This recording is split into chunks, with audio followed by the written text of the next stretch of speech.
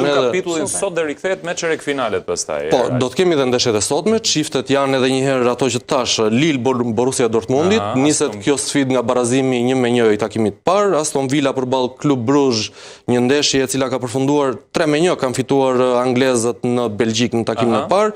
Kemi Atletico në Madridit përballë Realit të Madridit 2-1 nisën në avantazh Los Blancos dhe Arsenali që praktikisht e ka mbyllur praktikën me PSV Eindhoven, ka fituar 7-1 ndeshjen e parë.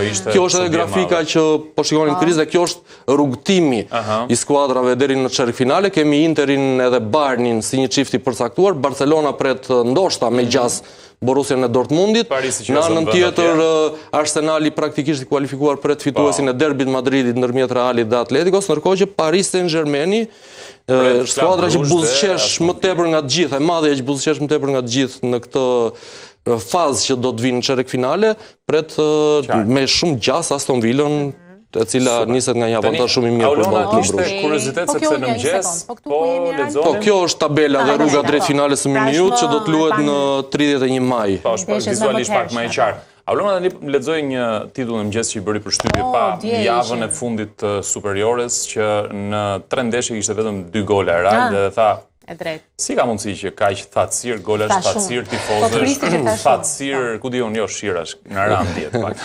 Rashi, por ka thatësi në stadiume. Po, më Real si shpjegohet kjo punë? Problemi shumë i madh është fakti që kampionati edhe pse po shkon drejt fundit, betejë e vetme që duket se po vazhdon për momentin është ajo për mbjetesë. Pra, katërshja e parë me futjen e formatit Final Four, pra pasi luajnë 36 javë, skuadrat nuk ka një fitues, nuk ka një kampion, por ky kampion vendoset me play-off. Të dalësh në katërshën e parë ose në vendin e parë, ta mbyllësh i pari ose ta mbyllësh i pari apo i dyti, përfiton atë fakt që sipas skemës i pari luan me ekipin e pozicionuar në vendin e katërt në kampionat, ndërsa i dyti luan me të tretin. Do ishte Egnatia me Partizan. Egnatia me Partizani si çift dhe Dinamo me Vllaznin, nëse do të mbaronte në këtë moment kampionati. Dhe një avantazh tjetër shumë i madh është që në rast se këto ndeshje gjysmëfinale në Final Four, pra kemi 2 ndeshje gjysmëfinale për të luajtur një finale dhe fituesi më pas fiton merr titullin kampion. Në rast se këto ndeshje gjysmëfinale në Final Four përfundojnë në barazim, atëherë nuk kemi as shtesa dhe as penalti, siç ndodhi mbrëmjen e dieshme me Paris Saint-Germainin dhe Liverpoolin. Kualifikohet skuadra e cila ka qenë pozicionuar më lart. Pra ky është avantazhi vetëm. Pak e çuditshme për një skem futbolli. Është realisht shumë e çuditshme dhe realisht duket sikur e mban zvarr kampionatin, e mban zvarr luftën për titull dhe këtë e tregojnë faktet, sepse Egnatia kryesuese barazoi përballë Laçit, një skuadër që është në luftë të plot për mbjetesë, sepse Laçi është në kuotën e 32 pikëve në vendin e 6, ndërkohë që vendi i 8 që është Tirana në zonën play-out është 30 pikë, pra 2 pikë distancë. Duket sikur është ndarë në 2 tabela është ndarë. Nga vendi i parë deri në vendin e 4 që është Partizani, kemi Egnatian, Dinamo Vllaznin dhe Partizanin me 53, 50 dhe 43 pikë është Partizani vendit 4, pra vendi i fundit që hyn në Final Four, ndërkohë që nga vendi i 5 që është Elbasani me 36 pikë dhe deri në vendin e 10 që është Skënderbeu me 27 pikë, vetëm kë shef më të rrezikuar. 9 pikë diferencë. E rrezikuar padyshim Skënderbeu që nuk pa arrin të largohet fundit të renditjes. Padyshim. Kjo është skuadra më e rrezikuar nga të gjitha, më pas edhe Teuta që mbetet në ato ujëra barazoi përsëri në ndeshjen e dieshme përballë Elbasanit pa gola, ka 3 ndeshje pa fitore në momentin vendimtar kur i duhen 3 pikët dursakëve, nuk pa arrin të marrin. Tirana mbetet përsëri shumë e rrezikuar edhe pse nga garat më të forta për mbjetesë të paktën viteve të fundit. Kemi një garë vetëm për mbjetesën në fakt. Se gjithmonë ka qenë një skuadër që i kishte gozhduar atë vendin e fundit fare. Kështu ka qenë, kampionati kështu ka qenë përgjithsisht që një ekip ka qenë gjithmonë që dilte nga gara, ka qenë vendin e fundit dhe nuk kishte shumë shpresa që të luftonte deri në fund për mbjetesë, por tani më kemi 5 ekipe, duke llogaritur Laçin, Bylisin, të cilat për momentin janë Tirana që ndodhet atje mes tyre. Surprizë apo jo surprizë, Kris? Tirana duket që s'po. Fatkeqësisht sezoni nuk nisi në mënyrën më të mirë të mundshme, sepse pati shumë largime, pati një ndryshim absolut të skuadrës, duan lojtar të rinj që të integrohen, do kohë ekipi që të marri formën dhe të marri idetë të trajnerit. E hoqën e morën prap. Që ishte një gabim që e hoqën, sepse humbën edhe ata, humbën në vazhdimsi. sepse me rikëthimin e trajnerit Shkëmbi duke sikur ka marrë ca sinjale të mira mbi ETS Tirana, megjithatë mbetet ende aty dhe aktualisht është në zonën play-out. Pra sipas renditjes aktuale, Tirana e vendit 8 në zonën play-out do të luante një finale përballë ekipit fitues të play-offit nga kategoria e parë.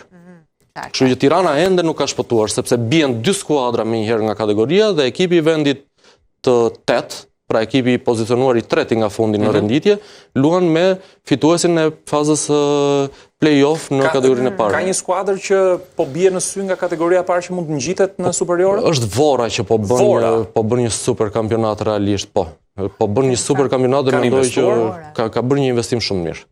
Ka bërë një investim, po në kategorinë e parë luaj në Vorë. Kam bërë edhe stadiumin, ka bërë edhe impiantin. Po, kam bërë edhe impiantin. Kështu që janë ata një skuadër shumë e mirë, Krist, që janë një kandidatë shumë e mirë. Pastaj kemi Flamurtarin, Besa ka qenë gjithashtu. Por Flamurtari kur do të ngjitet në superiore? Po e presin të gjithë, edhe ata në Vlorë po e presin, Kristi. Nuk mund ta themi. Unë jam akoma te Flamurtari, ti je te Flamurtari i madh. Ti je te Flamurtari që fitoi me Barcelonën. Edhe më bën çudi që po sa kolkushta. Me gjithë ata emra të mëdhenj dhe me gjithë ata legjenda që besoj që ata po i vuajnë më shumë të situatën. Edhe para, Real kohët e fundit. Nuk e di se sa tani mjaftueshëm për të ngjitur në superiore. Flamurtari ka investuar prej vitesh, sigurisht në superiore dhe luftonte për titullin kampion me Skënderbeun Krisi. Investimi nuk ka munguar asnjëherë, po rrethanat kanë qenë të ndryshme, akuzat e Flamurtarit për mënyrën dhe për pengimin që i bëi për të pasur atë ngjitje dhe atë rikthim në elitë, pra situatat janë shumë komplekse. Ta shfrytëzojmë momentin që jemi këtu, duke qenë se në Prag kemi edhe ekipin kombëtar. Fillimisht para se të shkoj atje, çunat shqiptar që luajnë nëpër Europë janë në formë, janë duke u aktivizuar, domethënë kur të kthehet Silvinjo, si do t'i gjej, si pritet t'i gjej? Për momentin ecuria e lojtarëve përgjithsisht ka qenë e mirë. Me një fjalë hiq Ardian Ismailin, i cili ka patur një dëmtim dhe nuk po luante Empoli dhe Empoli po e vuan këtë dëmtim të Ismailit. Gjimshiti, falë Zotit, e kaloi atë periudhën shumë të vështirë me dëmtime, ka luajtur me Atalantën, ndeshjen e fundit përballë Juventusit ishte një prej lojtarëve, si gjithmonë, një prej shtyllave më të forta të skuadrës së Atalantës, pra dukemi një gjendje të mirë. Ajo që do të isha unë kur është Daku po shënon në Rusi, Jasir Hasani vazhdon që të luaj. Cili është futbollisti që la Kosovën për të ardhur për të luajtur për Shqipërinë? Bruti quhet, ky lojtar, po thuhet që ndoshta mund të jetë i grumbulluar nga trajneri Silvinjo. Pse u bë çështja? Po shumë reagime. Po u bë çështje sepse ishte një futbollist i kombëtarës shpresa, i përfaqësuesës shpresa të Kosovës. Okej. Dhe është një lloj përsëritje e rastit të Ardian Ismailit. Nuk e di Kristin nëse ti e mban mend, Ardian Ismaili ka qenë kapiteni i përfaqësuesës së 21 vjeçarëve të Kosovës, nuk mori kurrë një ftesë nga trajneri i ekipit ta, mori një ftesë nga Shqipëria, erdhi në kombëtaren tonë, në kombëtaren e gjithë shqiptarëve në fakt, jo në kombëtaren tonë. Pse kujtohen gjithmonë kur zgjedhin Shqipërinë që ti ti sulmojnë, ti etiketojnë ose ti kthejnë në çështje futbollistë? Është shumë e çuditshme pse ndodh kjo, është shumë e papranueshme mbi të gjitha pse ndodh kjo, por është kthyer në një trend as pak të bukur fakti që kur lojtarët me origjinë nga Kosova zgjedhin që të luajnë për Shqipërinë, të gjithë sulmohen dhe cilësohen si tradhtar, është diçka e paimagjinueshme sepse kjo gjë nuk ka ndodhur me lojtarët që realisht janë larguar nga Shqipëria për të luajtur me Zvicrën apo me Belgjikën, me çdo kombëtar tjetër, nuk cilësoheshin dhe nuk sulmoheshin në këtë mënyrë. Por tani më ka një lloj rivaliteti, ndoshta jo dhe shumë natyral, pak më të fryrë nga sa duhet nga element të veçantë, të cilët gjithmonë karrierën e tyre apo arritjet e tyre apo qoftë edhe emrin që kërkojnë të vënë për vete mundohen ta bëjnë nëpërmjet këtij rivaliteti dhe nëpërmjet këtyre sulmeve ndaj përfaqësuesve së të gjithë shqiptarëve, që është kombëtarja shqiptare, sepse ata tani thonë që në Kosova ka përfaqësuesen e saj. Është e vërtetë që Kosova ka përfaqësuesen e saj, është e vërtetë që Kosova i meriton që të ketë lojtarët e saj dhe mbi të gjitha lojtarët që rriten në Kosovë, sepse po punohet shumë në Kosovë për të rritur talente të rinj, por e shoh shumë të papranueshme dhe shoh shumë të padrejtë që një lojtar të sulmohet në këtë mënyrë dhe të cilësohet, të etiketohet deri në tradhtar, nëse zgjedh që të përfaqësojë ngjyrat kuqezi, ngjyrat e gjithë kombit shqiptar. Në fund, sepse kur Shqipëria Kristi duhet të theksoj këto, kur Shqipëria ka luajtur përsëri në finalet e kampionatit evropian dhe ishte në Euro 2024 në Gjermani, mbështetja për Shqipërinë erdhi nga shqiptarët e të gjitha provave. Erdhi nga shqiptarët e Shqipërisë, erdhi nga shqiptarët e Kosovës, nga Dardania, pra nga Malësia e Madhe, nga Ilirida, më duket shumë e egzageruar, duhet parë nëse Bruti do të grumbullohet tani më.